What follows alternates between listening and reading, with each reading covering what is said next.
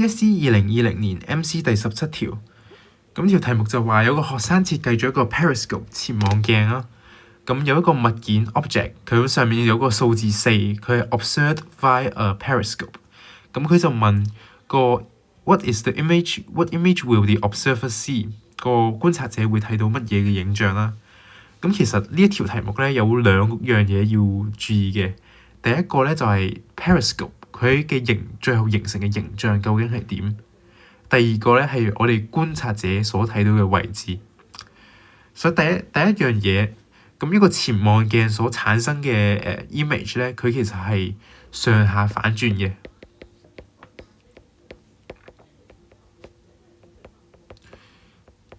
而佢係左右不變嘅。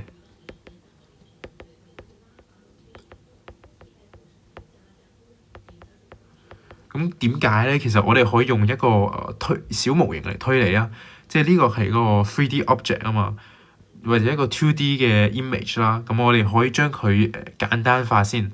我哋想睇呢個上下嘅呢個結論，所以我哋畫一個箭嘴咁樣，咁兩面嘅45度角嘅mirror 啦。咁我哋先畫個 tip 嘅影像先。咁對於個 tail 咧就喺呢度。sorry。咁我哋其實可以觀察到咧，個 tip 咧係咁嘅。嗰啲箭咧其實係上下反轉嘅。咁個 object 都係咁啦。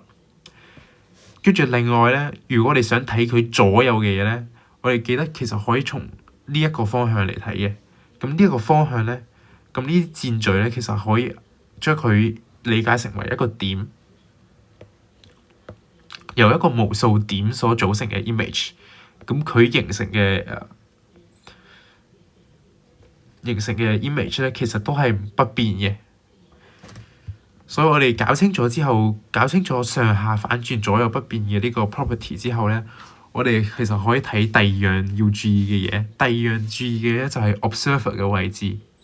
我哋 observer 咧係直接對住嗰個 image produce 嚟睇嘅，但係我哋睇呢個4咧，我哋嘅 observer 究竟喺邊咧？其實係咁樣嘅喎。我哋 observer 嘅位置咧，其實喺呢度喎。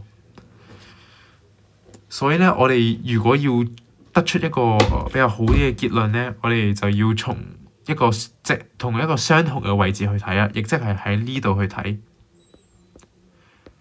咁呢度去睇咧，就會導致呢個4咧，佢變咗一個左右反轉嘅效果。咁因為 periscope 嘅特質啦，佢喺上下反轉，而左右又不變嘅，所以佢最後咧會形成咁樣嘅一幅 image，亦即係答案 D for dog 啦。